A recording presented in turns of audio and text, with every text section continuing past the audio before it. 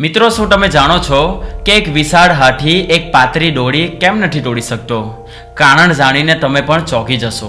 એક વ્યક્તિએ જોયું કે એક શક્તિશાળી હાથી માત્ર એક નાની દોરીથી બંધાયેલો હતો. તે ધારે તો એક જ ઝટકામાં તેને તોડી શકે તેમ હતો, પણ તે પ્રયત્ન જ ન કરતો હતો. તેણે મહાવતને પૂછ્યું કે આ હાથી ભાગી કેમ નથી જતો? મહાવતે હસીને કહ્યું, સાહેબ, જ્યારે આ હાથી નાનો હતો ત્યારે મેં તેને આ જ દોરીથી બાંધ્યો હતો. ત્યારે તેણે ખૂબ કોશિશ કરી, પણ તે નાનો હતો એટલા માટે તે સમયે દોરી તોડી શક્યો નહીં. વારંવાર નિષ્ફળ જવાથી તેના મનમાં એક વાત બેસી ગઈ કે આ દોરી તો ક્યારેય નહીં તૂટે. અને આજે જ્યારે એ મોટો છે પણ પેલી જૂની માન્યતાને કારણે એ પ્રયત્ન જ નથી કરતો. મોરલ ઓફ ધ સ્ટોરી, આપણામાંના ઘણા લોકો પણ આ હાથી જેવા જ છે.